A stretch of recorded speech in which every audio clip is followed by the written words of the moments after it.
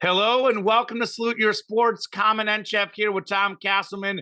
We had a Thanksgiving break or a World Cup break, whatever you want to call it. It's been a few weeks since our last show, but we are ready for more. Going to be an awesome show. I know World Cup, plenty to talk about later on. My favorite sporting event, my favorite athlete, Lionel Messi. It's getting tense. It's getting nerve-wracking at the quarterfinal stage. But before that, we start with America's sport, football. We'll have plenty of NFL chatter. Joe Burrow getting the best of my boy Patrick Mahomes. So that's the big chatter. Like, who's the second, third best quarterback in the league? We'll be talking about that to lead off the show. We have some injury news at the quarterback spot. Jimmy Garoppolo, he was out for the season. Now they're saying that he might be back for the playoffs. We'll talk about what that means for the 49ers. And then, of course, the college football playoff rankings are final. They're final. So we'll talk about whether it was right or wrong, who got in, who didn't.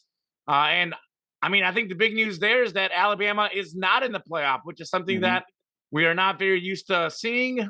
They got that 5 seed in that playoff race. TCU getting in, so that was dramatic. We'll talk about betting locks of the week, sports trivia, statements of the week. There's a lot of stuff to get through, Tom. I can't wait to get started. How are you doing today? Doing excellent, Common. Excited to be back after the short hiatus that we had for a holiday.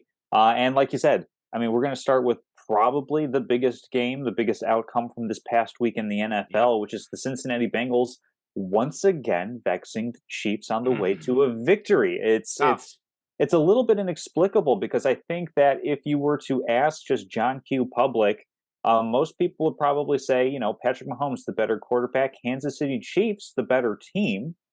But somehow the Bengals are doing to the Chiefs what the Chiefs are doing to a very talented Bills team, which is seemingly getting the better of them just about every single time. Of course, last season in the AFC Championship game and going on to the Super Bowl, Cincinnati, not Kansas City.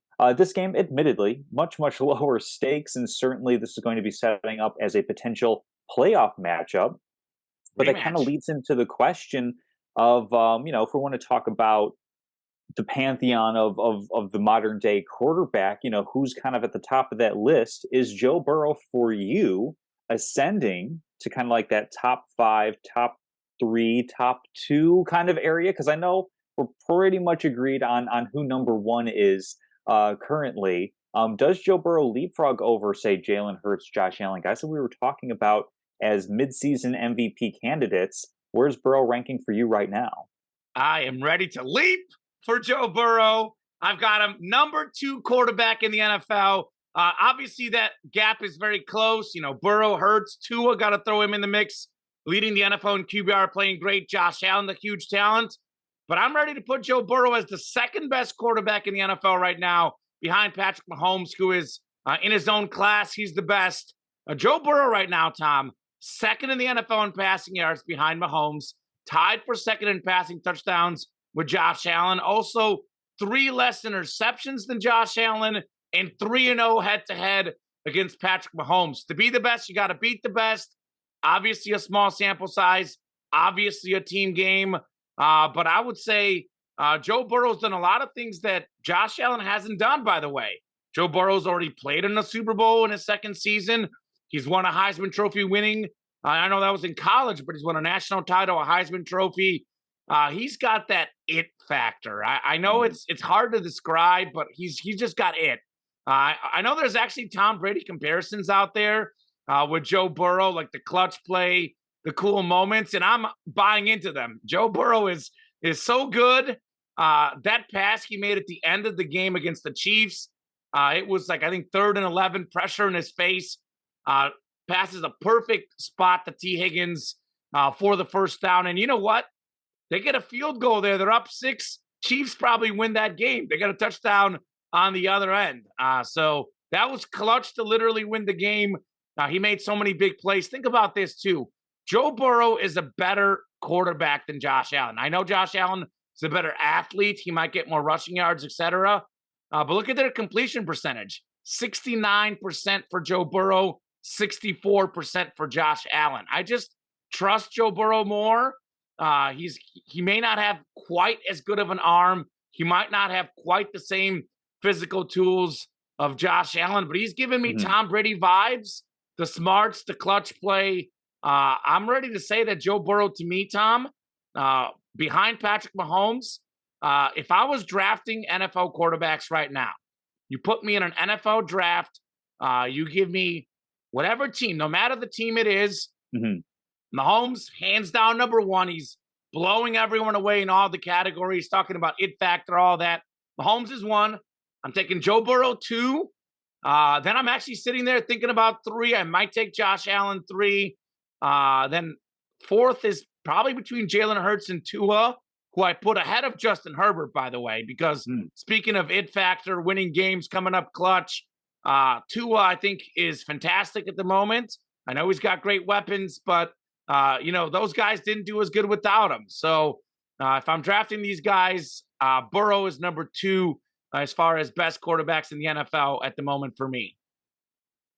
Yes, the way that I'm going to kind of tackle it is not necessarily statistically based, because I think that the way that we have passer statistics now, quarterback statistics, kind of reflects a little bit the shift that we're kind of having from old guard to new guard as far as what exactly is a quarterback. Because Sure. growing up, you and I, we had Peyton Manning, Tom Brady, Brett Favre, Aaron Rodgers, Drew Brees, Ben Roethlisberger, Philip Rivers. We can go on with a lot of the quarterbacks that we've seen, and on occasion you get a Mike Vick, you get a Vince Young who popped for a very brief time. Lamar Jackson has now become kind of like the more consistent version of what Michael Vick could have been, type of thing. Right.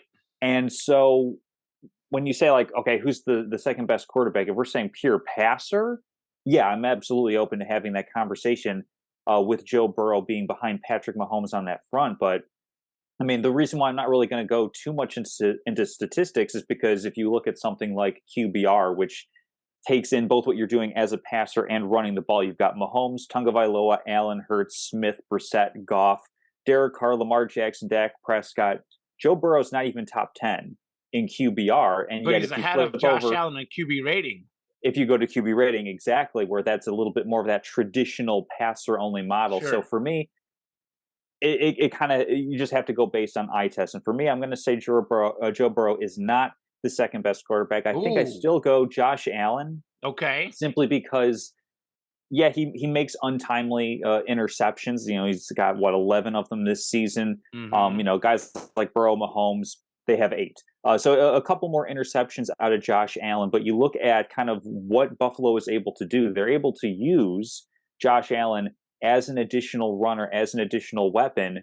Whereas with Mahomes, Burrow, they can scramble, they have mobility, but there's not really designed run as part of that offense. They're kind of using that as an Mahomes is pretty good, improvisational. though, at the Well, no, but improv. I'm Pretty saying good he's good runner. at improv. But what I'm saying is that from an Sure. offensive design, he's not. No, they're not running quarterback power draw or quarterback sweep Sure. with Mahomes type of thing. So that's why I'm going to say Josh Allen is still above Burrow for me, because has great arm talent. Sometimes struggles with decision making, struggling with trying to do too much. But that's also because he's capable of doing so much more. So I'll still put Allen above Burrow, but he certainly is cementing his place as one of the top 3, 4, 5 quarterbacks in the league. Well, where do Depending you on put where him you want to then? put. I'd say I would probably put him. Total, counting running too. Cunning running. I'd say I go Mahomes, I go Allen, and then it's kind of like Jalen Hurts, Joe Burrow is kind of like next up for me, because because Hurts has been showing really good completion percentage this year as well. Sure. He has So gotten I'd better. say I'll put him at 4 by like a slight hair, just because Jalen Hurts again adds so much with his legs. But yeah, Burrow has, however you want to define clutch, I define it as, the absence of falling short, or the absence of failure in a moment. I don't necessarily Sure. think you can rise above in clutch, but Joe Burrow certainly doesn't panic under that level of stress, which is something that we haven't yet seen necessarily out of Jalen Hurts in prime moments. So that's something where, as we get kind of toward the end of the season, I could easily flip the two of them. I could be convinced on flipping the two of them for sure. Yeah, and I speaking of that, I mean the quarterback. I love stats. Stats are a big part of everything, but to be honest with you, what is the quarterback his most important job? What is he there to do? What do you want your quarterback to do for you? Run your offense, put points on the board. And win Anyway, games. And win games, right?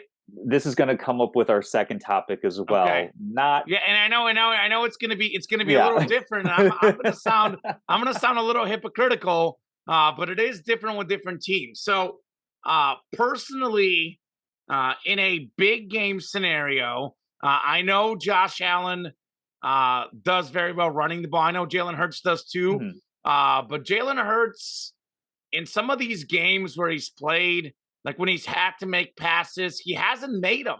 I mean, you look Mhm. at some of their losses or close games, Jalen Hurts has not looked great passing the ball. And I think that Josh Allen has not made the clutch plays. If you look at, he got off to a hot start. If we're looking at the last like 5, 6 weeks, Joe Burrow's been better, even if you factor in Mhm. rushing yards and rushing touchdowns. I think Allen got off to an incredible start, but I think he's back to reality a little bit. I think the pressure's catching up to him a little bit. I wouldn't be shocked if Joe Burrow ends up with more total touchdowns, maybe more total yards. They'll be right there. But I think I just trust Joe Burrow more. And part of that is the offense. I know he's not as athletic as, for example, a Josh Allen, Mhm. but he also has a pretty traditional running back in Joe Mixon. It's not Sure. called for him to make as many of those plays. I know he's not as athletic, but I think he can make those plays. Same for Patrick Mahomes. You look at Patrick Mahomes when the games are really close, when they really need him to run the ball. What did he do against the Titans? He ran the ball. Mhm. And Mahomes, by the way, is very crafty. May not be as athletic as Allen, but more crafty. I know he's not in this debate, but Burrow is crafty in his own way too. He had a really nice key run against the Chiefs in that game. I think Burrow's a better quarterback and a better overall player and a more valuable player to me than Josh Allen, even given that Allen has a better skill set because stats matter. But again, game on the line and also over 4 quarters, the system matters. I think if Mhm. Josh Allen was in a system where they had better running backs, those running backs taking some of those yards rushing away from him, that would lower his stats. So I know that's valuable, but that's also hurtful. That's how you get your quarterback injured. That's how Mhm. he has been injured. Yeah, So he's currently kind of banged up, he's playing currently throughout the banged up. season. Yeah. Yeah. So that's something to think about. Do you want your quarterback doing that for so long? And it depends on their skill set. I mean, like Mhm. if a guy could pass the ball and succeed, that's typically what you would prefer. Like the Bears with Justin Fields, you got to run him because like that's his number one skill set. And you Mhm. hope for the best. Is he going to have a short career? Probably. But you know what? How are you going to win the game? You're going to win by running with Justin Fields. You won't win passing with Fields. So I think it's just the whole it factor, the whole feel, and the quarterback that I trust more. The quarterbacks that go out there and make that really important and key pass. Joe Burrow's my guy personally. Yeah, absolutely, and it's great because we still have a little bit of regular season left to go, and of course we're going to have this upcoming playoffs where once again we're going to have Burrow, Mahomes, Allen, all in these situations. We're going to have Jalen Hurts in a more successful position than he was with the Eagles last year because I think Eagles last year they were like what the sixth or maybe even the seventh team in. They were one of They the lost last wild wild card card weekend. spots. Yeah. So with a little bit more investment, a little more expectation, how do you answer that call? So it's going to be fascinating to see how this continues to play out over the season because of course these games, these upcoming games are going to change minds, are going to change answers. I mean, I think it was our last show we were talking about, hey, how in trouble are the Bills? And here they are atop their division and looking like they'll be able to relatively smoothly Well, Von glide into the Miller out for the playoffs. season, by the way. So That's that going to doesn't be help. something that That doesn't shows up. help. I think that's going to be something that matters a lot more come playoff time necessarily than regular season, to be sure. But moving, speaking unfortunately of injury, that's a segue right into Jimmy Garoppolo, Mm. out for the rest of the regular season for the San Francisco 49ers. Recent tests showing that he did not suffer a Lisfranc injury. Oh gosh. Typically, that I don't know what requires that is. surgery. It's something to do with like a tendon in the foot or something along those lines. We went to the J Sure. school, not the med school, and I think Right. the world owes us a great deal of debt for us, not Oh gosh. necessarily turning ourselves loose on that profession. But Jimmy G out for the rest of the season. 49ers, I believe, did put in a claim on Baker Mayfield. Of course, the Rams with a worse record, higher priority picking up that quarterback. So it looks like the 49ers are going to be kind of stuck with Brock Purdy. They could maybe go around and try to scour the practice squads around the league. But what do you think that they should be doing at quarterback? And obviously, the answer is it does affect their Super Bowl chances. By how much? Yeah. So, I mean, I think, again, it's easy to go back to the last segment and we talk about the it factor of the quarterback being a difference maker, but some of that depends on your system. If I could think of one NFL team where the quarterback is least important to the team's success, it's actually the 49ers. It really is because these guys have probably the best defense in the NFL. Keep this in mind.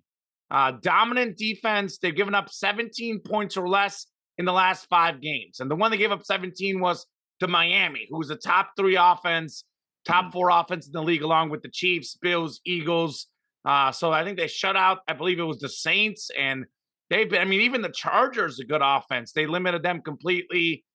So the 49ers' number one key to success is their defense. Number two, they've got a great coach and a great running game. And now they have 2 running backs, McCaffrey and Elijah Mitchell. And they have good enough weapons around the quarterback that some of these mediocre guys could look better. Obviously, Deebo Samuel has been hurt this season, too. A healthy Deebo Samuel, Brandon Ayuk is emerging, George Kittle. This is a very good football team.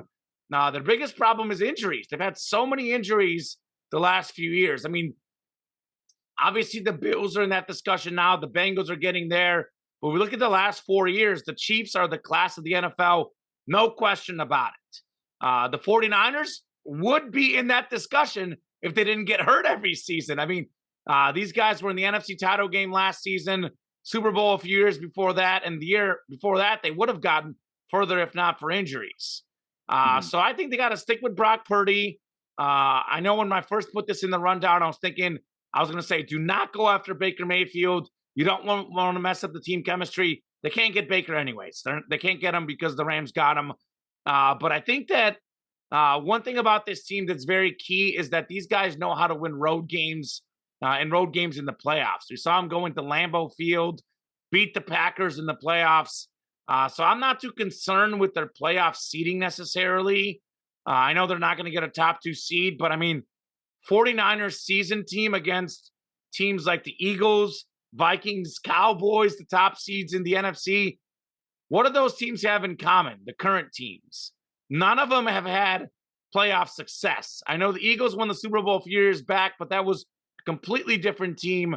Only a Mhm. handful of those guys are still around. So Kirk Cousins, Dak Prescott, Jalen Hurts. What's the question mark with those guys? Can they win in the playoffs? We don't know yet. The 49ers can win in the playoffs. We've seen it. So I think obviously having Jimmy Garoppolo playing in the playoffs is going to help them greatly. Mhm. But if he is back for the playoffs, there's really no reason to go after another quarterback. Brock Purdy had 2 touchdown passes in the win against the Dolphins. We've got a great team around him. He already knows the system. So put Purdy in the best position to win. Get in the playoffs however you can. And then from there, hopefully Jimmy G comes back. It's just kind of crazy to think about that they've had 2 quarterbacks go down to injury this year. That is brutal. Yeah, that's always the story with the San Francisco 49ers is, "Oh, what now?" with Right. with their Right. injuries. Absolutely sticking with Brock Purdy is the best thing that they can do, because, like, it's basically everything that you said. He knows the system, he knows the playbook, and really in San Francisco's offense, you have to be able to hand the ball off and you have to be able to make those quick timing throws. They're not asking, their quarterback to really drop back on 5 and 7 step drops and scan the entire field and throw bombs all over the place, lasers wherever you can. Really, this is Right. the pinnacle of the system quarterback in the NFL. And I guess I don't know if this is textbook definition irony, but Mr. Irrelevant, because that's he's the last overall pick in last year's draft, is now Yeah. quite relevant He's for relevant the now. San Francisco 49ers. This is something where I'm not terribly concerned actually for the 49ers and their overall outlook. I think like sure there's going to be a couple of hiccups along the way, but this might be the situation where obviously they're sticking with Purdy for now. But if we're looking ahead to the playoffs, depending on how he plays, if Brock Purdy just plays replacement level quarterback, he's not going to make a ton of plays for you, but he also isn't going to be costing you in terms of missing execution on plays, making bad reads and decisions. I actually might be tempted to stick with him in the playoffs than trying to rush back Jimmy Garoppolo if he's not 100% healthy because while I think Jimmy Garoppolo is a better quarterback, I don't know if Jimmy Garoppolo at say 75% is necessarily going to be better than Brock Purdy. That's going to kind of come out over the rest of the season because he played pretty decently okay against Miami. He did. Throwing a couple of touchdowns, completed 2/3 of his passes throughout the game for I think it was like 250, 60 something yards. Like by no means, MVP numbers, but certainly good enough to win football games. And like you said, allow that good defense, that good running game. And, quite frankly, some pretty exciting receivers that are used in a little bit different way. Debo Samuel out of the backfield. I think San Francisco ultimately can be fine. They seem to be the best suited to withstand this kind of injury, this kind of loss to the most important position in football, if only because they haven't seemed to place that much importance on it since Trey Lance got injured. I know obviously they put a lot of investment, a lot of draft capital into Trey Lance, but they've had success without necessarily having a great quarterback, getting to a Super Bowl against Kansas City a couple years back, making it to an NFC Championship game last year. I think that they're going to be more or less just fine come postseason time. Yeah, I agree with what you're saying to an extent. I mean, I think everything you said makes sense. I'll only counter with this saying that in the playoffs, the margins are pretty small. I mean, those sure. playoff games are very close. And Jimmy Garoppolo has made some plays. I know he's not necessarily, a Mahomes or a Josh Allen, Joe Burrow, but he is probably realistically about an average starting quarterback in the NFL. I think that's pretty fair to say, Uh, right? yeah, I mean, like if I'm going to look at kind of like a list of all the quarterbacks in the league, I mean, Jimmy Garoppolo, I think he falls in the bottom half for me, quite You think frankly. so? Because he's won Yeah. a lot of games, hasn't turned the ball over. Different quarterback. I know part of it is the system. Oh, a lot of it's the system and the overall talent. Because with that whole, this is Kyle Shanahan's record with Jimmy G. You could also say, hey, what's Kyle Shanahan's record with and without Nick Bosa, for example? And the difference Yeah, is but win the record 70% of the time is with Bosa, lose about or only win a third of the time without Bosa. Same thing with Debo Samuel, where without Debo Samuel, your winning percentage goes in the tank. I think right, but I mean, obviously, because it's the most important position, we put wins on quarterbacks. But to me, that just doesn't jive because there's 23 other guys that have a major impact on the game for you. right, and I got to look at the exact injury breakdown and times for the 49ers, but I have seen Mhm. the with Jimmy G and without Jimmy G records, and they're vastly different, Tom. Vastly different. Yeah. So I mean, you may put him bottom half. I put him right around average, maybe even a little better than average. Regardless, though, Mhm. we're talking to the guy that's probably about average as a starting quarterback in the NFL, Talent in my wise, yeah. opinion. He's Uh, meh. okay, that's fine, but that is still significantly better than a guy who is, as bad as it gets as a starting quarterback in a close playoff Sure. game.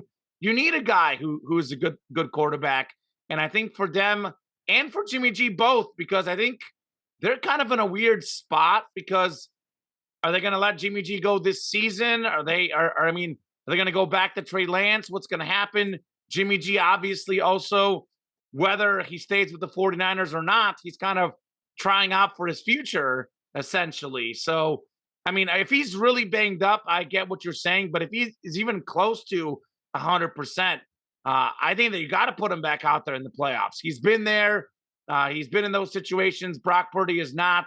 He's still a better player Mhm. than Brock Purdy.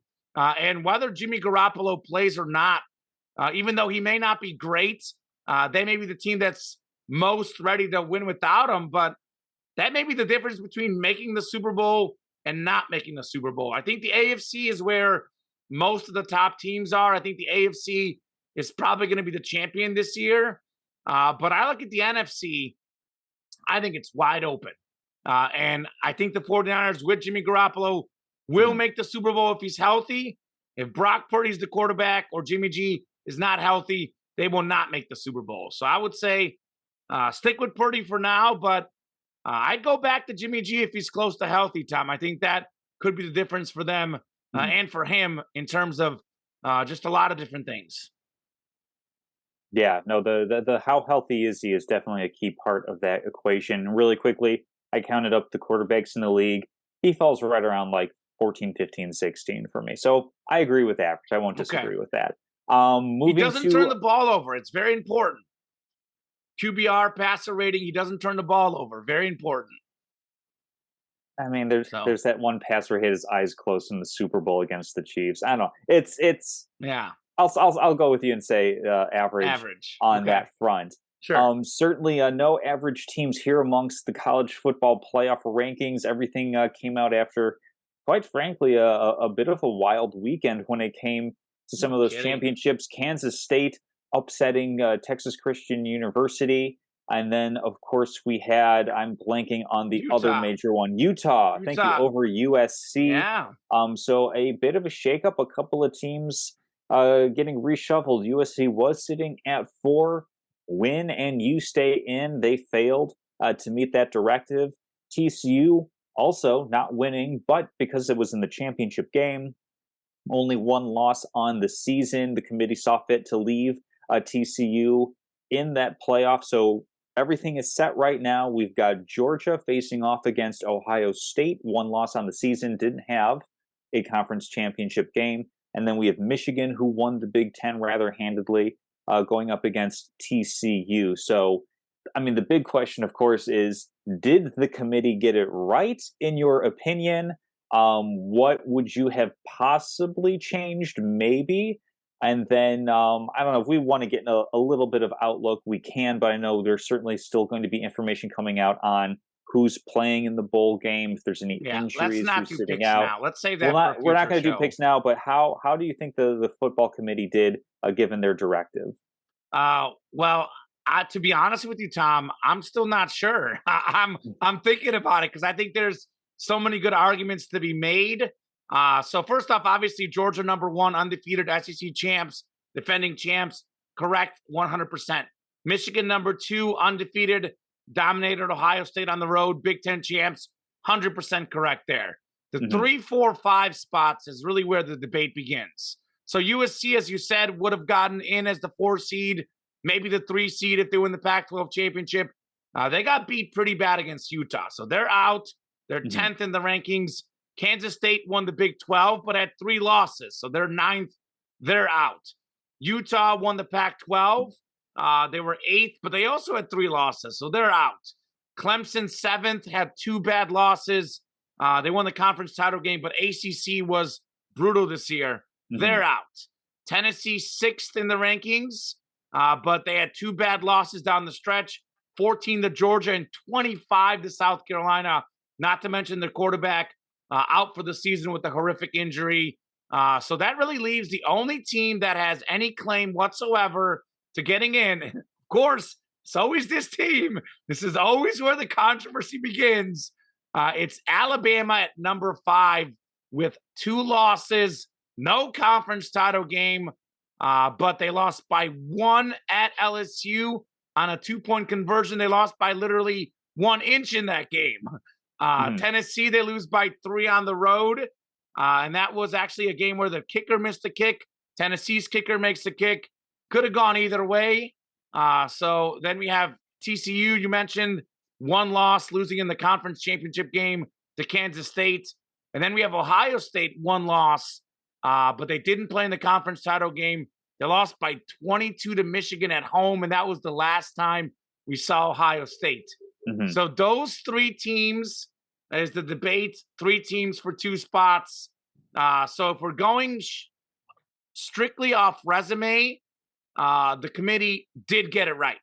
TCU, so here's the resume. TCU beat Kansas State, Oklahoma State, Texas, Oklahoma, who are ranked at the time. Obviously, Oklahoma ended up being terrible.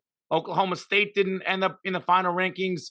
So Kansas State in the regular season and Texas were their only 2 top 25 wins we look at the final rankings, they also lost to Kansas State in the title game, but beat them in the regular season. Mm-hmm. Alabama beat Arkansas, Mississippi State, Ole Miss, who are ranked at the time. But right now, their only top 25 win is actually Texas, if you look at the final ranking. So it's just like, how good is Kansas State, though? That's the debate. Like, how big is that regular season Kansas State win for TCU? Then we had Ohio State, who beat, I think Penn State was the only team that was ranked in the final rankings, I believe. So I don't know. It's hard to say. I think Ohio State's loss is embarrassing. Obviously, Alabama has 2 losses. The other 2 teams have 1 loss. That's the obvious reason that the committee went with. Mm-hmm. But the other argument here would be, 2 ranked teams for Ohio State, Penn State and Notre Dame. Notre Dame was ranked in the final rankings. Mm-hmm. But then again, it's like you look at the conferences as a whole. I know the SEC may not have had as many ranked teams as usual, but I think it's safe to say that the SEC, Tom, is still a better conference than the Big 12, which had a bad year overall. Still a better conference than the Big 10, which did not have a great year. Maybe honestly, I'm not vibing with the Big 10. I think the fact that Ohio State had such a good record maybe was a weak Big 10 conference. So I'm very torn. I think if we put it out there, who would win in a game right now between Alabama and TCU? I would pick Alabama. I think most people would. So that's the whole point. Like, who is truly deserving to be in? And honestly, Alabama, Ohio State, I'm not sure. Alabama might win that game as well. And then the debate is who should be 3, who should be 4, because Ohio State's only loss is to Michigan. You could easily put Ohio State at 3, TCU at 4. Obviously, they don't want another Ohio State-Michigan game again.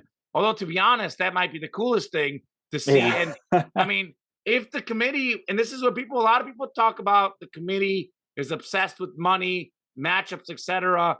I think overall, the committee over the years, there are exceptions, but none of us are perfect, Tom. Overall, the committee has done an excellent job of picking the teams that deserve to make it in every year. Even when they put Alabama as a 4, they win the national championship. So they've proven it based on the rankings. This is further proof that the committee is not interested in the profit, because here's what they could have done. They could have put Alabama at number 4. We could have had Georgia, Alabama, and Michigan, Ohio State in the semifinals. And that would have actually been more exciting. That's where I land. Well, maybe that would have been cooler, because TCU, Michigan doesn't sound as cool. I think Georgia, Ohio State does sound monstrous.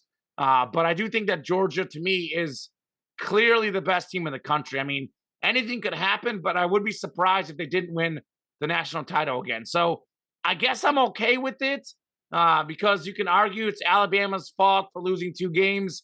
They have no one to blame but themselves. But if I'm looking at this, who are the top 4 teams in the country, Alabama's better than TCU, Tom. I think that's not a crazy statement to make. TCU played a ton of close games. They won them. I know Alabama had some close games too. But TCU, to me, I just do not see how they're better than Alabama. I don't see it. Yeah, I mean, for me, absolutely, they got the meritocracy of it correct, because there's no rational explanation for putting Alabama, a 2-loss team that did not play in their conference championship, over Ohio State, a 1-loss team that didn't play in their conference championship. So I think as far as who got put in, I think the committee got it right, quite frankly, because this is definitely not the same level of Alabama team that we are accustomed to seeing. I mean, a 1-point win over Texas. I know that was, I believe that was on the road. But a couple of close losses. Road or neutral? That might have been a neutral field. It may have been neutral site. It says on ESPN at Texas, so it could have very well been a neutral site. But quite frankly, this just isn't the same level of Alabama team that we are used to seeing as far as it being a juggernaut. And the issue that I always run into with, okay, if you put us, if you were to make up this magical scenario, as Nick Saban was saying, who would be favored in the game?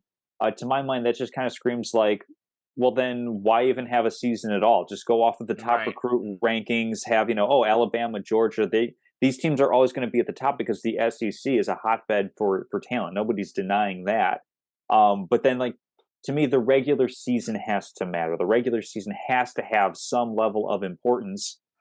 And yeah, you lost, 2 games by a grand total of 4 points. Both of those losses coming on the road, but I mean, you lost those games. If the situation were flipped, would Alabama be making um, the same type of arguments if, say, like Ohio State had a couple of close losses, Alabama had one loss by 20 something points, and then Ohio State gets in, Alabama would be crying bloody murder type of thing. So Sure. I'm in the position that, you can't, well, yeah, you want the best teams in this college football playoff. And this, by the way, is the reason why they're expanding it, is so that, more SEC teams get in, because that is the deeper conference.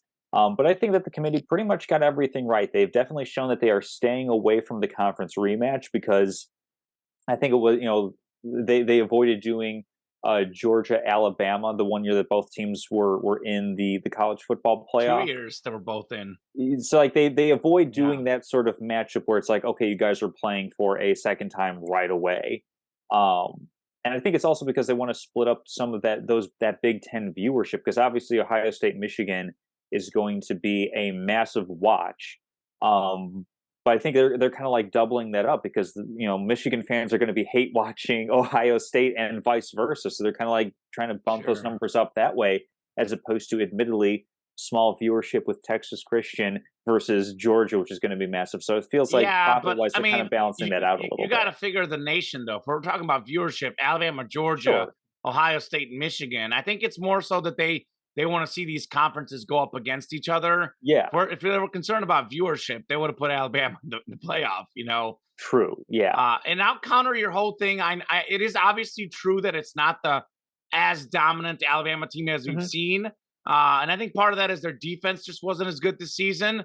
But I think Bryce Young has played hurt and missed some games this season. Sure. Yeah. If we have a fully healthy Bryce Young for the full season, do things look different? I mean, do they win that 1 point loss? Do they win that 3 point loss? Because, I mean, to be honest with you, part of what you said is true, Tom. Mhm. But I think across sports, across all levels, I think that right now we've got the increased money and medicine and recruiting, especially now with these. I think that the gap in all sports has gotten smaller, and maybe this Mhm. NLI, what is it called? NLI, right? NIL, name, image, likeness. NIL. So maybe this NIL will stop this in college football, because the bigger schools now could have more. But this is obviously very fresh. I'm Mhm. talking about sports, and this is even more so at the pro level, but I think at the college level as well. I think that a lot of these teams that we would call truly great, it's kind of like the rest of the league is caught up. Like, are the Chiefs so much worse than they were? I'm not so sure that they are. I think that the rest of the league is better in the NFL. In the NBA, we got all this parity. Why are the Warriors struggling this year? Well, yeah, they could work on some things, but the rest of the league is just better. There's more good teams.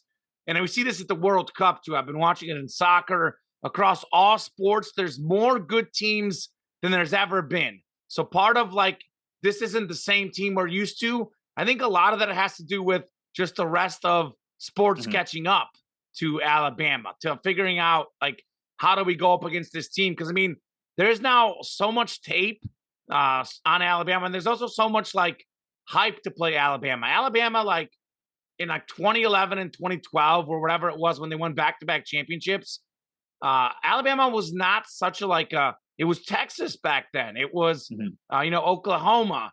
Alabama's now had such sustained success that literally everyone's looking at what is Alabama doing. All these teams are getting better because of Alabama, and all these teams, there's a little extra motivation every time you play Alabama. So Sure. they're getting everyone's best shot, and I think Georgia's going to face that next year and the year after, because Georgia's kind of that new Alabama. So I'm not necessarily so certain that Alabama is like so much worse than they normally are. I think others have caught up. And I mean, Georgia's played some close games. I know they've had a Mhm. lot of dominant wins, but the fact that Georgia almost lost to our alma mater, Mizzou, that tells you that all these teams, in theory, are vulnerable. So I know what you're saying. I know you're saying it's not the same Alabama team. We shouldn't look at what they've done, but it's still a very good Alabama team, and one that I think is fantastic. But ultimately, Tom, if I was forced to pick, I would say the committee got it right. I will say Mhm. I can understand Nick Saban's arguments. I can understand Alabama fans' arguments as well. But if you had to put me on the spot, I would say ultimately, I guess they got it right. Well, at least you'll be tuning in for the Sugar Bowl, Yeah. with Alabama playing in that game. But Who are they certainly playing? I before any forgot. of that, I believe they are playing Kansas State. I have to pull up the whole big bowl mania thing, Yeah, which I'm and then looking if forward to doing. But and then if we'll have yeah, to we got sort to that set out. that up by the way. But if Alabama beats Kansas State by say 20 points, then what are we talking about? And that might happen. Alabama's been different though. There's one year where they lost a couple games Yeah. where they just didn't care about the bowl game. So we'll see, depending on how they approach it. Mhm. But if they want to approach it seriously, they could win that game by a lot.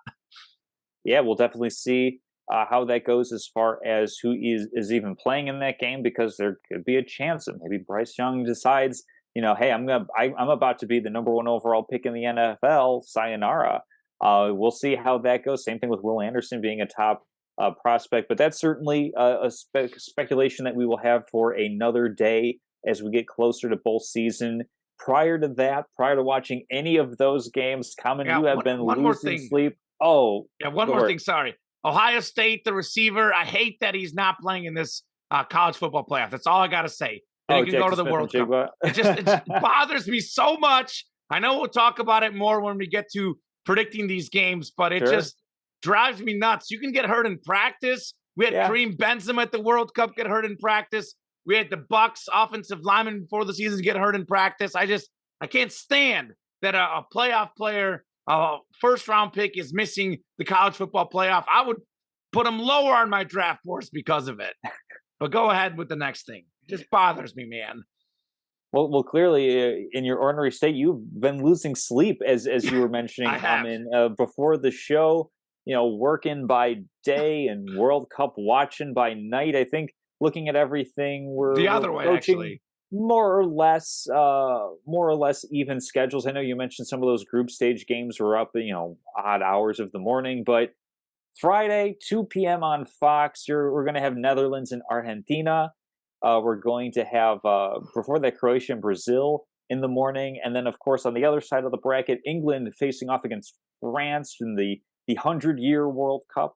And then, of course, we're going to have Portugal and Morocco playing. So we are down to the last 8 teams standing in this World Cup. I have not watched a single minute of Oh my regular or God. extra time. So, Common, if you want to do a little bit of a recap, go for it. But I'm also cool if we're just going to be saying, hey, who are the teams that are going to be advancing to this World Cup final in Qatar?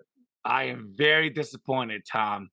I am extremely disappointed at your lack of World Cup watching. Eh, Extremely disappointed. eh, But I'm gonna spare you because I have a lot to say about these games. I'll spare you the recap real okay. quickly though. Basically, a lot of upsets in the group stages. After the group stages, all the favorites winning minus Morocco, who got that penalty kick win against Spain. But pretty much outside of Morocco, the other 7 nations in the final 8 are all top 10 teams and all legitimate contenders. Mm. So that's actually kind of cool. It's good to have one team in the mix, but it is cool having such monster matchups, such historical teams, and teams that are still really good at this stage of the tournament. So I'm just going to quickly go through the quarterfinals, kind of give you like a little bracket analysis. Sure. But Argentina, Netherlands, it's 1 p.m. It's 2 p.m. Eastern, 1 p.m. Oh, here. gotcha. As for my sleep, yeah, I get back from work. I work for a sports memorabilia company. These guys keep me up late at night. I get home sometimes after 1 o'clock at night, and I'm an 8-hour sleep guy. But sometimes I go to bed at like 2 o'clock, and I've been waking up at 9 o'clock, 7 o'clock for some of these games. So it's actually World Cup by day, work by night. There we go. So it's been hectic, but it's been worth it. Such a fantastic tournament, so many close games, so much drama. At the group stages, 30 of the 32 teams had a chance to advance to the round of 16 as of the third game. So everything was wide open. So Argentina, Netherlands in the quarterfinals on Thursday. So I've got Argentina winning that game. The GOAT, Lionel Messi, taking down Netherlands. They've been clinical when they had their chances to score, like they were against USA, beating them 3-1. But I think that Argentina's defense is going to make it much harder on them.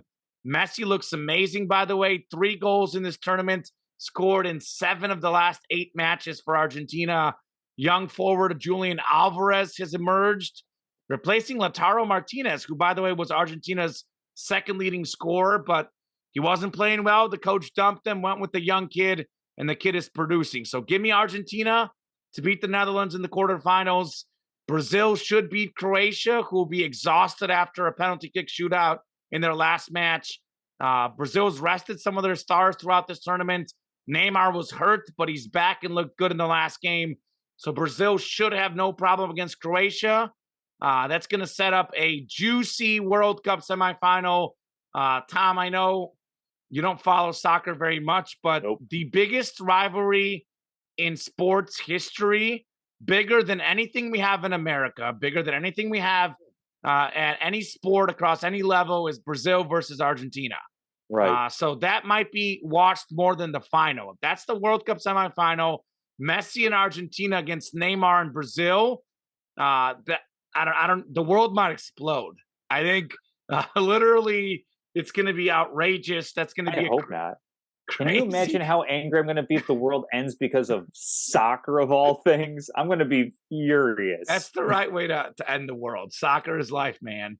So Brazil has a more talented team than Argentina. I'm not going to sit here and say otherwise. I'm definitely biased in this argument, but Argentina also knows how to play against Brazil. They beat them in the Copa America final last year, and it just feels like Messi, and I know this is my heart speaking maybe more than my head, but it just feels like he's going to get that reward of winning the World Cup. The fact that Neymar is coming off an injury in that big moment, Argentina's star is healthier than Brazil's star. So Argentina, I don't know how they're going to do it, but they're going to find a way to beat Argentina in that World Cup semi. So Argentina makes the final for me. On the other side, we got England and France. So that's going to be a fantastic game. I'll definitely be cheering hard for England. But I think France, even with all the injuries, has the better team. And Kylian Mbappe, as much as I may not be a fan of his, he is, along with Messi, been the best player in this tournament. So I think he's going to probably come through again for them. And France will find a way to beat England. And then Portugal, Morocco. Portugal benches Ronaldo for Ramos. He scores 3 goals. They win 6-1 against Switzerland. They're better without 37-year-old Ronaldo than they are with him. He probably will never start a game again at the World Cup. And it's good for Portugal. Morocco, great underdog story. That run ends. Portugal beats them. And it's Portugal, France. Then we have Brazil, Argentina. And the folks at FIFA are probably losing their mind. Who are the 4 biggest stars in the world? Ronaldo obviously is well past his prime.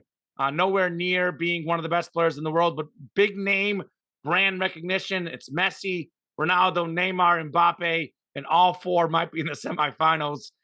Somewhere over there, and FIFA's going to be smiling. So France beats Portugal. They're the better team. Argentina beats Brazil. Then Argentina beats France in the final. That was my original World Cup bracket. I'm sticking with it.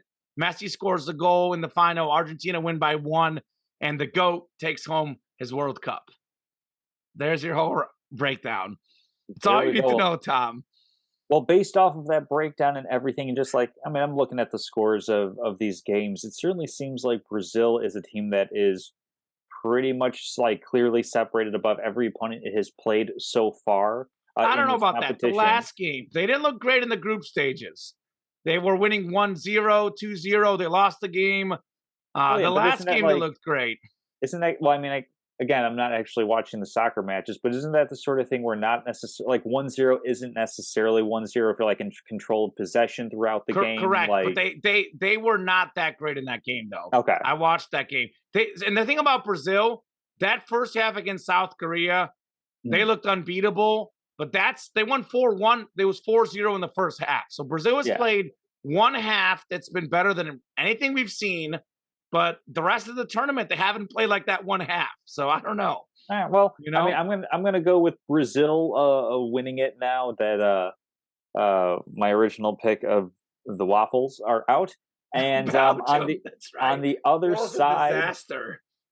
I guess on the other side, I'll go with France. I know like everything I was kind of looking at ahead of time was along the lines of nobody's ever repeated as World Cup champions. Like France isn't likely to break the curse, and yet here they are, a significant win over Poland. I know England over Senegal was a pretty big win as well. So, I mean, I think I'll go Brazil over France. I know that feels kind of chalky at Very this point, chalky. but like yeah, like I'm just kind of like looking at the different numbers. Brazil's the favorites. I think Yeah, France is slightly ahead of Argentina. So right. I mean, I think Argentina was ahead of France. Now the new betting odds, I think, have France as second favorite, but it's close. Brazil's not a heavy favorite, but they are clearly Yeah, ahead of the other two. it's a significant enough margin. That's what I'm going to go with for my pick. Of course, I'm sure other people will be enjoying the outcomes of these matches, but yeah, So not a Tom, big football guy. I don't know what you're doing on Tuesday. Assuming things go right on Friday for Argentina. Mhm. So the World Cup atmosphere is unlike anything else. It's so loud you can hear it through the TV. Argentina and Brazil have the craziest sports fans ever. Even if you don't appreciate the beautiful sport, the best game in the world, try to watch that game Tuesday just to Okay. hear the fans and see the atmosphere because that's going to be unbelievable. Argentina Brazil Tuesday. I don't if that happens. I don't know. It's going to be crazy, man. Well, certainly Argentina is going to have to get past the Netherlands first, which is something that we may or may not be talking about in a couple of We will. segments just We for will. fun. But before we get to that, of course, Team USA making it to the Group of 16 stage. But of course, falling short with a loss to the Netherlands, something that I think is pretty much expected. Um, from what I was kind of checking up online, reports seem to be that, or the overall consensus seems to be that a bit of a step forward for Team USA, being one of the youngest teams in the field this year, playing pretty well in the group stage, and then just not being talented enough in the round of 16. So I'm not sure, Kama, what your assessment is of Team USA. Are they on the right path? This is something where maybe we're going to see a little bit of building toward 2026, or is it just bless you, another case of this is the ceiling. USA is going to be treading water, even though yeah, it seems like the players on the upswing they're not actually going to be able to break through that ceiling and advance. Yeah, I'm going to say the American media has hyped up this team too much. Hmm. I think that this is where they are. I don't think. I mean, yes, they got a young team. Yes, they can improve. But actually, Tom, we talk a lot on this show, and a lot of things they say are very smart. A lot are very dumb. A lot of things turn out right. A lot don't. But very rarely does something turn out like almost exactly as I predicted. Hmm. And this is exactly what happened with USA. I told you a couple weeks ago on our World Cup preview, the American team does not have a forward. Where in the world are the goals going to come? They had 3 goals in 4 matches. I think they've got a young team. They got a good midfield. But all this hype for 3 goals in 4 matches, I'm not buying it. Look, they in the group stage, they did what they were supposed to do. I had them getting second in the group stage and had them losing in the round of 16. Exactly what I thought was going to happen did happen. But I mean, I don't want to get too pumped by their group stage performance. Look, they tied Wales 1-1. They were a better team than Wales. They should have won that game. They tied England 0-0, 0-0. They overexceeded in that game, getting a tie as opposed to a loss. And they beat Iran 1-0, 1-0. Obviously, you should win that game. Hmm. So they kind of did what I expected them to do. I thought they might lose to England, maybe win the other 2 games. But they didn't do anything especially great. I think Matt Turner was really good in goal. I think their defense was good in the group stage, but in the round of 16, they completely left the Dutch wide open multiple times. Yeah. So very strong midfield, but guys that tire in the second half, that was the thing that was disappointing. They played a lot of great first halves in this tournament, not so good second halves, and this team has more young players and more guys playing in Europe than ever. But I think there's a little too much hype. Like I gave this team a C in the World Cup for average. They were just okay. They weren't great. They weren't bad. But you got to get some forwards, and until they do, this team isn't going anywhere long term. I don't see this team as a quarterfinal consistent team. Yes, they can get an upset. Maybe it being in America. Maybe they get in the quarterfinals, but they got to find a way to score goals. And I'm not excited at the forwards on this team. I really am not. Pulisic is more of an attacking midfielder. He's the best player on the team. They need some work to improve. I mean, round of 16, 4 of the last 5 World Cups, they've made the round of 16. They've only made the quarterfinals once during that stretch in 2002. So I don't see how it's a step up if they're used to making out of the round of 16, you know? So they're young, but I'm not going to say I'm thrilled by this World Cup because they scored 3 goals in 4 games. That's not thrilling. Yeah, that seems to be everything that I was seeing as well. And I think it was Clint Dempsey on some of the coverage. I saw a little clip of him talking about, USA has to get into more competitive, friendly matches, has to get into more of a presence on the world stage to get a better sense of where this team is going to be, to get, possibly a little bit of more excitement. If it's, hey, I know like in some of these friendly matches, it's not always going to be like Messi's not always playing for Argentina on friendlies, if I'm understanding correctly. Like sometimes it's a bit of the B squad, quote unquote. Sure. And correct me if I'm wrong on that. But that's the sort of thing that can generate a Messi plays more lot of than hype. most stars in friendlies, but more or less, you're somewhat correct.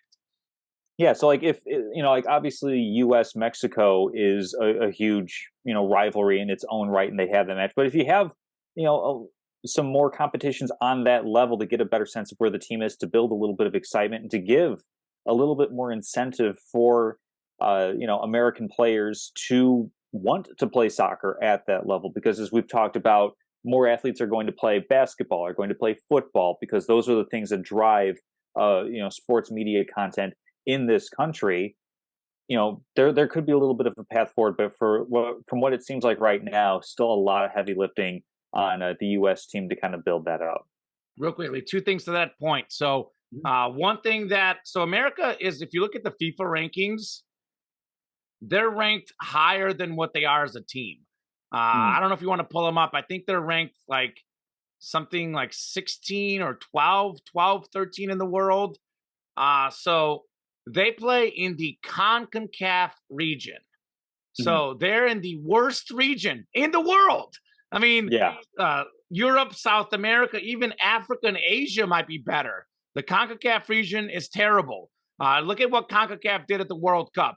Canada, last place in their group. Costa Rica, last place in their group. Mexico, I think, got 3rd out of 4. So it's not a very good region. So we always get this excitement. We see where America's ranked in the world, and there's no way they're the 12th, 13th best team in the world, but they pick up easy wins in a terrible region, What is the ranking? They're currently at 16, but I'm assuming that's also factoring in the fact that they just lost in the World Cup, so they may have been a bit higher. I'm not sure how often these are. No, they usually do them every month, so I don't know if they every have. Month? They may not be updated. Yeah, so the latest is from early October. They were ranked 16th in the world. Correct. So they're probably about 20-25 range, but they get higher rankings because they play weak teams. So to your point, though, they have accepted an invitation to play in the next Copa America. So the Copa America is the South American competition. I think there's only, I believe, 7 nations in it. So they typically invite at least like 2 or 3, 4, depends on the year. They invite several other countries, and often it's from the Americas. Like Mexico gets invited sometimes, USA gets invited sometimes. They were in the 2016 version, for example. I know Qatar, I think, was maybe invited to the Gold Cup for America, but they'll invite a few other teams in that tournament, typically from the Americas. So USA will be in the Copa America in 2024. So they'll have a chance to play potentially Argentina and Brazil, test themselves there. That is a good move for them for sure. So we'll see. I'll be pacing nervously the next 2 days for the World Cup. That's all I'll say, Tom.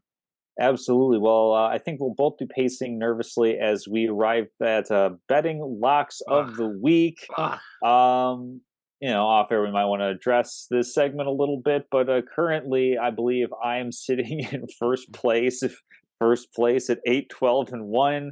You are a game behind me at 7-13-1, if I have that count correct. I From I gotta go back and read it. I had you at 7-13-1 as well, but I may have missed something up. Did you get a win uh, this week? no, I got a tie with the Bears game, so Yeah, that and then was you my had two first tie. losses. Yeah, so So I I'm gonna go was back and rewind the stuff. For some reason, I have us both at 7-13-1, but I could be wrong. that Either might way, be it. Yeah, either it's way, not pretty at the not moment. great. Things could change. Things could change. It certainly wasn't pretty. So we didn't have a show for a couple weeks. So I got barbecued on the TCU Baylor game. I had TCU -2.5. TCU winning by 1. This line also shifted. I made a mistake of, I think, betting it online at -1.5 when I should have bet the line itself or the money Mm. line. They won by 1. So I got barbecued left and right by TCU. Oof. Oof. So USC, I had -1.5 against UCLA. Got that one right. They won by 3, 48-45.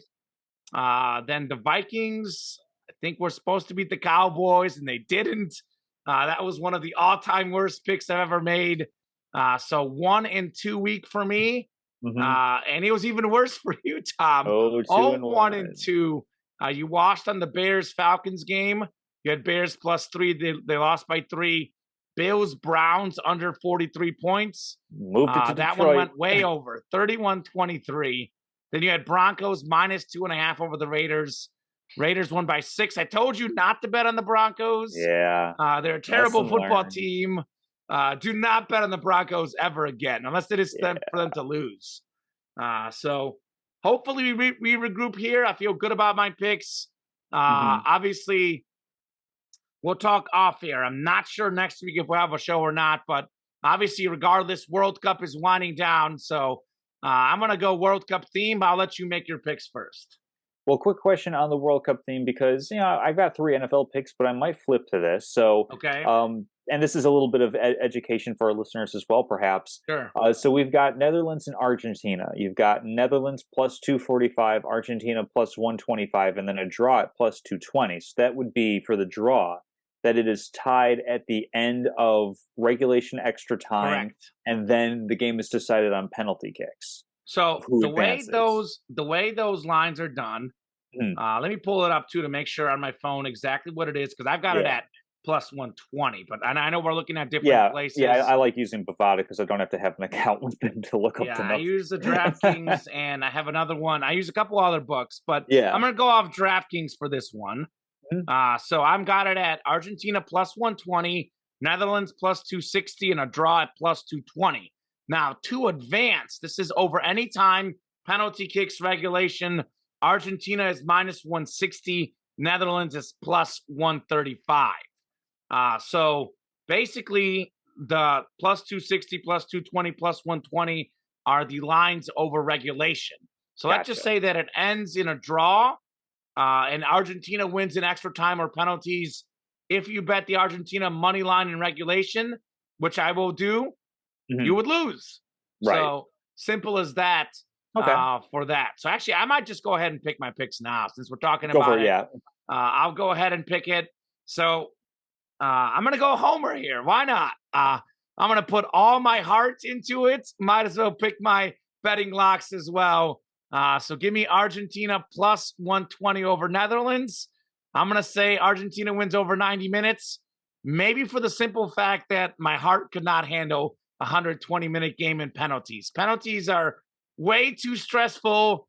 I don't need to be going to the hospital with a heart attack. So please end this in 90 minutes, Argentina and Messi.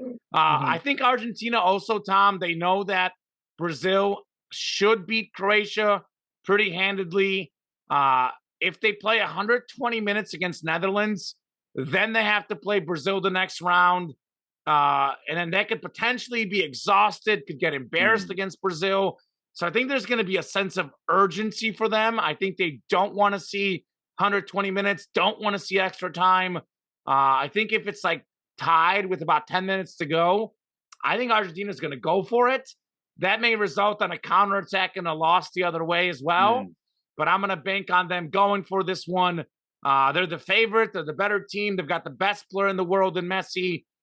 So I think he's going to come through. He's going to give them just enough of a great performance again. Argentina takes down Netherlands in regulation.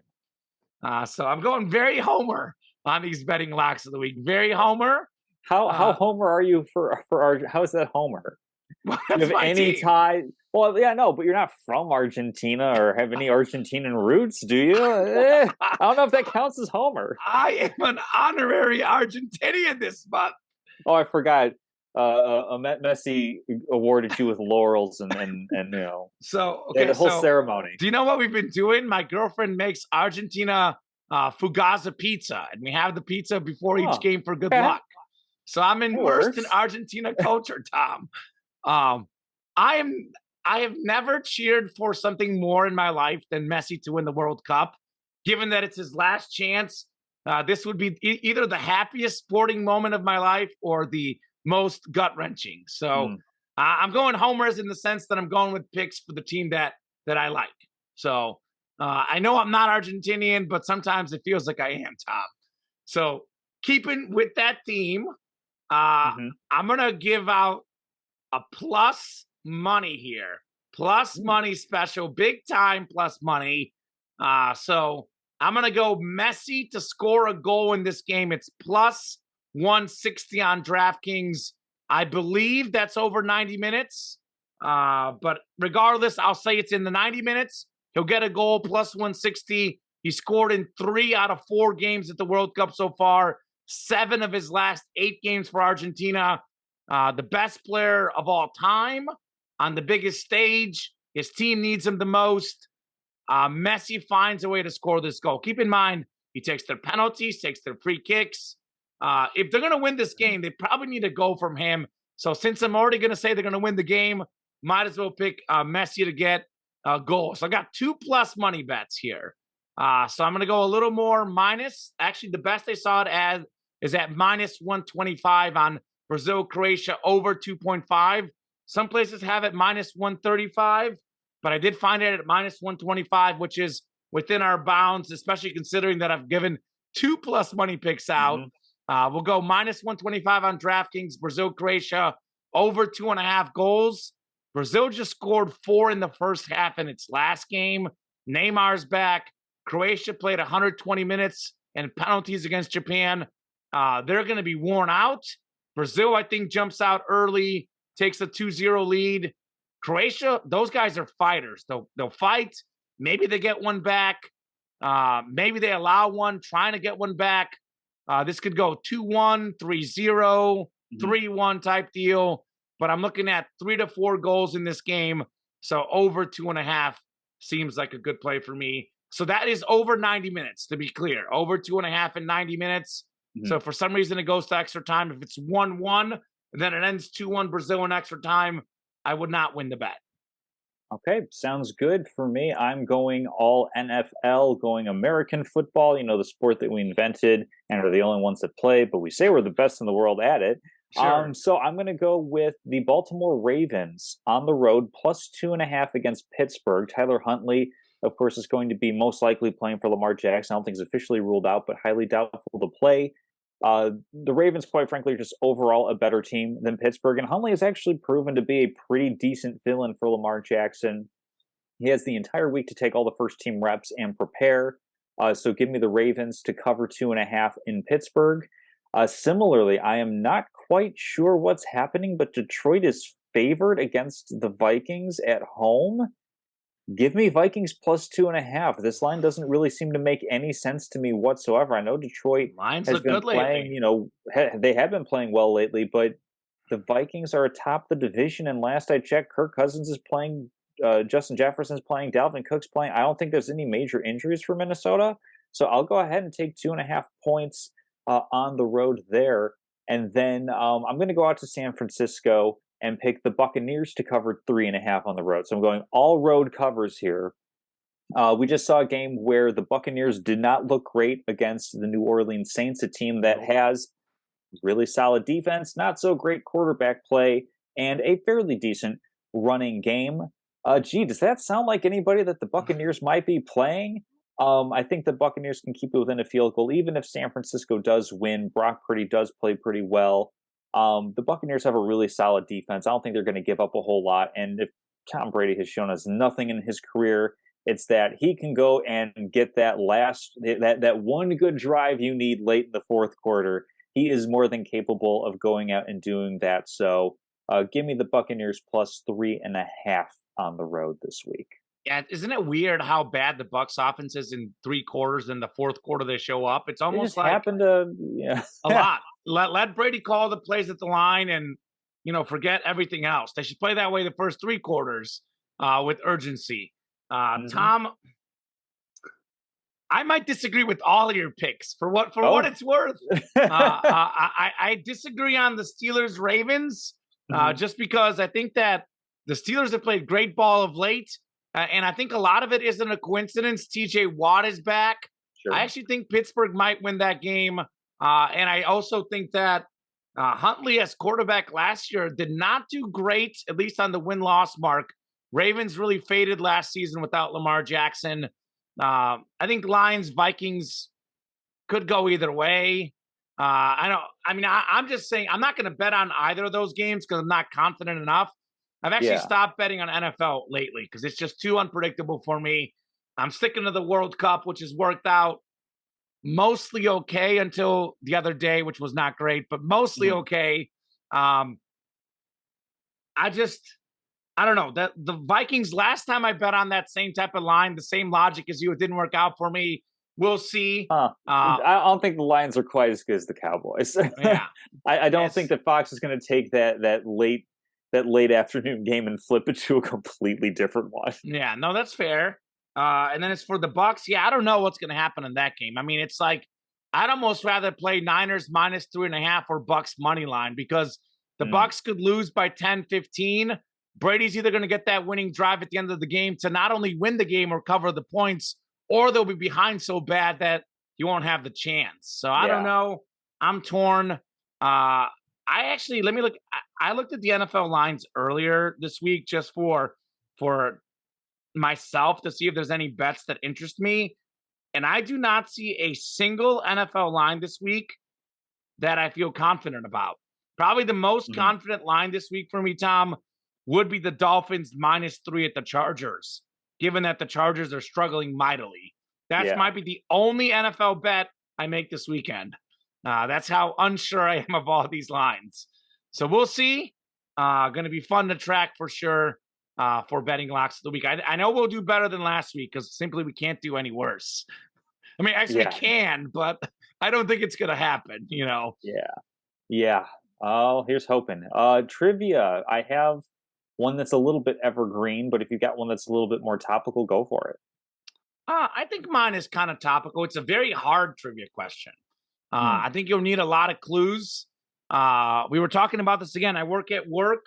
I promote some of our players, and we got Tyreek Hill in the break room a lot for my sports memorabilia company.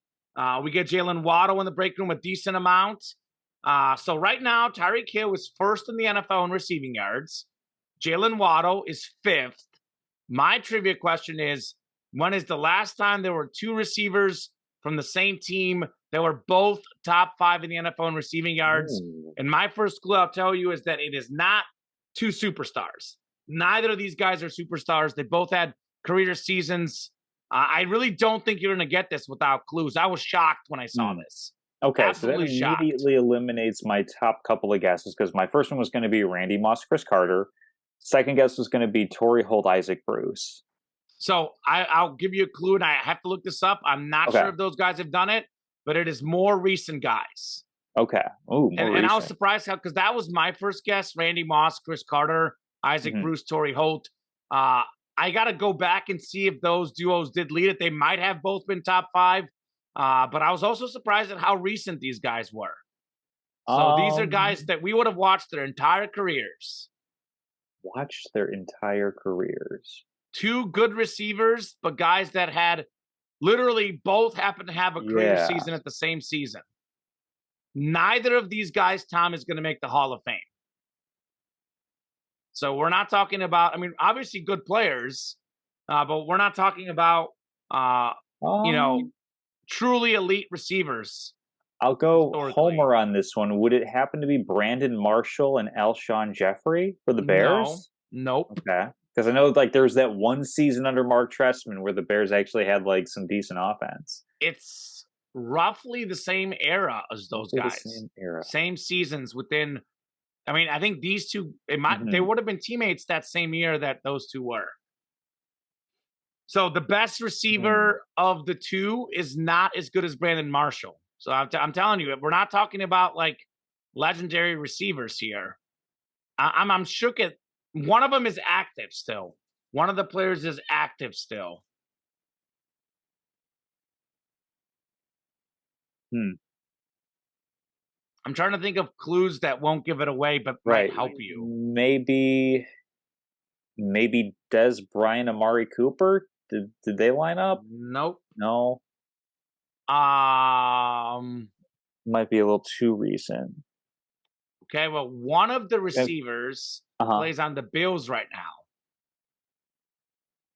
So that would be. And I know what you're going to guess, and it's not going to be right. It's not going to be Stephon Diggs and Adam Thielen. Nope. I knew you were going to guess that. That's not the one. So then I'm trying like who else like so Gabriel Davis, too young, Cole Beasley no longer there. Jamison Crowder technically is still active on the Bills roster, right? He's Not on any of IR. those guys. Let me make sure. I'm like 99% sure he's on the Bills right now. Let me just confirm because I saw him playing earlier this season. I'm like, he is on the Bills. Yeah, I'm looking this up just to make sure.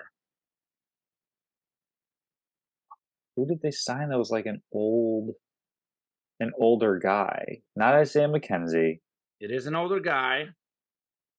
He's Hmm. actually having a. Oh nope, hold on. I stand corrected. He was on the Bills last season. He's not on the Bills this season. So that was Emmanuel Sanders. Okay, there you go. And so that would be in his Bronco years. Okay, so that clue definitely helped. Yeah, and so Emmanuel Sanders, and who was he opposite? So Emmanuel Sanders, Demaryius Thomas. Yes, sir. Yeah, R.I.P. rest in Demaryius peace. Yeah. Thomas. The 2014 Broncos, Demaryius Thomas Oh, of was course. second in the Manning, NFL in receiving yards, 1,619 receiving yards. Emmanuel Sanders fifth with 1,404. Wow. So that's not bad. One. Yeah, you're right. Neither of them really going to be Hall of Famers. Yeah. Yeah, and talk about Peyton Manning. I know a lot of people say, "Oh, he had Marvin Harrison. Oh, he had Reggie Wayne. He had all these great guys. Look at what he did with Demaryius Thomas and Emmanuel Sanders." I mean, put some respect on Peyton Manning's name. The second greatest regular season quarterback of all time behind Patrick Mahomes. And maybe top 3 quarterback. He's in that discussion. I know Brady gets it, but Manning has always been in that discussion for me, man, because he made some of these guys just so much better. Peyton Manning did. All right, we can go with my trivia question. So it's baseball related. So obviously we have a lot of money going around. We have, Aaron Judge, of course, hitting 62 home runs, but I found an anomalous kind of stat. Okay. There is one player in baseball history who has had multiple seasons of 40 or more home runs, and also in those same seasons having fewer than 90 runs batted in, which is kind of weird. Is it Brady Anderson for the Orioles? No, because he only had like that one great season. I'm saying that this player has had multiple seasons of 40 home runs, so obviously very, very talented, and fewer than 90 RBI in a season. So teammates not so talented. Can you name the only player in baseball history who fits this description? 40 home runs and 90 RBI. Multiple seasons where this has happened. So 2. We're talking 2? I'm not sure exactly how many. I can look it up really quick. So my first thought is Kyle Schwarber. No. Because he has probably only had one. Because I think he didn't get to 100 RBI this year, I don't think. Because he's the guy who they hit him earlier. He hits a lot of solo home runs. Yeah, and it's 90, not 100, by the way. So 40 home runs, 90 RBI, or less So than 90. less than 90. Less Yeah, than 90 RBI and 40 while or more home hitting, runs. yeah, One player in baseball history. has this distinction. So it's Um, got to, correct me if I'm wrong, it's got to be a guy who played on some bad baseball teams. yes, Okay. yeah. So okay, For some so reason, I'm thinking of this name, Juan Gonzalez. I know he played on a couple good teams too. No. no, not Juan Gonzalez. So in these particular seasons, so it's 3 seasons where this player has hit more than 40 home runs. And it Okay. is 2 seasons where one season was 90 runs batted in and another season was 80 runs batted in. He had And 40 then, home runs and 80 RBI. yes, Oh my gosh. I am. I That's am. crazy, man. That is absolutely crazy. Right. Hold on. I think I pulled up something. Let me close it. No, 'cause I that was looking at me. Some stat. Oh, that was you. Okay, my bad. Yeah, I just closed Um, baseball reference. Sorry. Okay. So, is this the guy that we would have watched play, Tom? Yes. Yes. Okay. All right. So I'm gonna. And Before I not get, let me. necessarily, don't necessarily use past tense. Oh, Miguel Cabrera. I mean, he's had over 100. So he's never had 100 RBI in his career, though. No, he This player. has. So this He player has. did have one season where he hit 45 home runs and had more than 100 RBI. Okay. I'm just saying that this player is the only player in baseball history who has had 2 seasons with hitting 40 or more home runs and having 90 or fewer runs batted in. Ryan Howard. Mm-mm. So this is. I think it's an active guy. I think you just teased me with an active guy. Javier Baez. I don't think he ever got to 40. Mm-mm.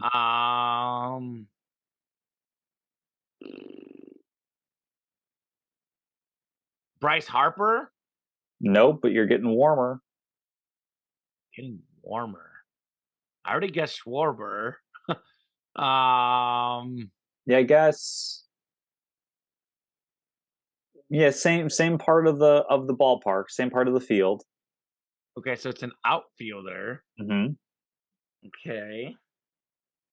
Getting warmer with Kyle Schwarber. Or not, or With Bryce Harper. Oh. Well, no, I think he's had more. It's not Mike Trout, is it? It is, in fact, Mike Trout. Wow. He hit 40 home runs this season and only had 80 RBI because the rest of his team stinks. Wow. So how many years over 100 RBI has Trout had? I think he's only had one season where he's driven in more than 100 runs, but he's had 3 seasons where he's hit more than 40 homers. Wow. So how's that? About Like that was a says stat that blew my mind. Yeah. Now that's mind blowing. I was like Harper. I'm trying to think of like some of the best players. I was like, it can't be Mike Trout, but it is. Yeah. Yeah. Okay. Cool. Yep, statement time. I'll go ahead and lead it off because I just have like a little short, fun one. This Sure. popped up over our holiday hiatus, and I just am blown away with how great of a friend Brian Robinson is. This is a man who, backup running back for the Washington Commanders. Is that the guy who almost got shot or did? No, he did get shot. He did get shot. Got shot in a carjacking right before the season started. Okay. Thankfully, the bullets, there were clean bullet wounds, nothing lodged in there, nothing causing any sort of lasting injury because he was able to come back and he's been playing for the past couple of weeks. But in a press conference, and this was right around Thanksgiving, I think the weekend before Thanksgiving, Brian Robinson, I don't know if you saw this photo comment, was wearing a giant baseball hat. So shaped like a regular baseball hat, but just like twice the size. I highly recommend if folks have not seen it, look it up. And people are, it was a Washington Commanders hat. They're like, Brian, what is this? What are you wearing? Is this a joke? Is this a gag? What is it? And he said, no, my friend, this is my friend's company. This is my friend's dream, is that they make these really, really big hats for people to wear. And if you have a moment coming to pull up a tab and just look at this, it looks absolutely ridiculous. But that just says to me that here's Brian Robinson, a guy who earlier this season shot during a carjacking or being a victim of a carjacking. And here he is, as he's trying to, as a rookie, live his dream. he's also helping his friend live his best dream by wearing this ridiculous looking hat that nobody should ever reasonably wear. I Yes. don't know. Wow, this way. Look at that. Yes. I love that. Yes. I want to get one of those. And see, and this is why Brian Robinson is a great friend, because in my mind, I'm like, that is ridiculous. But he brings awareness, and now everybody's talking about the hat. Everybody's going to this website and looking at this. I think they have like another, I think maybe Ludacris, or maybe it's Ice-T. Like there is somebody else who is so. I like it. I want to get one of these. Put it on your Christmas list. Christmas is right around the corner. Come on, folks. Santa, please. Brian Robinson, a great friend, just in time for the holidays to be wearing that. I have no idea if he actually likes the product or whatnot, but like props to him for being a good friend, for doing a solid for his buddy and saying, yeah, I can go out and get a bunch of eyeballs on this and get everybody talking about this ridiculous fashion item. That's awesome. I love that. I got a couple of things. Little two-parter. The first one I'll keep very short. Mm-hmm. I know we talked off air about this. Eventually, one of these shows will do a whole MLB signing stuff. I know a lot of big deals going on, but I do want to address one specifically. I think it's monumental for the Yankees to retain Aaron Judge. Mm-hmm. 9 years, $360 million. It was a great deal for them, great deal for him as well. Because the Yankees, for the longest time, were known as the team who got the big players, who got the big star, who paid the money for it. And they have probably the best player in baseball. I know Shohei Ohtani. I know we could debate that as well. But if not the best player in baseball, one of the very best players in baseball to stay in New York. I think it would have been a bad look for them if he went elsewhere. I know there were a lot of rumors about the Giants. Turns out that wasn't true. So good for the Yankees to get Aaron Judge. Now, he is so important for them and so important for the game of baseball, literally. So it's actually good for MLB, too, that he stays in New York. Secondly, Tom, I guess we'll do a World Cup recap at some point, so we will have a little more soccer. But this is kind of our last, extensive soccer show, possibly before the World Cup ends. So I apologize. I won't go too crazy on soccer, but I do got to make this statement because I wouldn't feel right as a sports journalist, as a soccer fan, not to give enough of my soccer opinions during the World's game. So here's the statement, Tom, and this is theme. I try to be very objective, but this obviously I feel strong about this. I've given more takes on Messi than I normally do. But I will say this one, Tom. Lionel Messi is the greatest soccer player of all time, win or lose the World Cup this year. Here is the the media label on Messi. He's maybe the best player ever, maybe the most talented, but he hasn't won a World Cup. So Pele's number one, Maradona's number two, Messi's number three because he doesn't have the World Cup.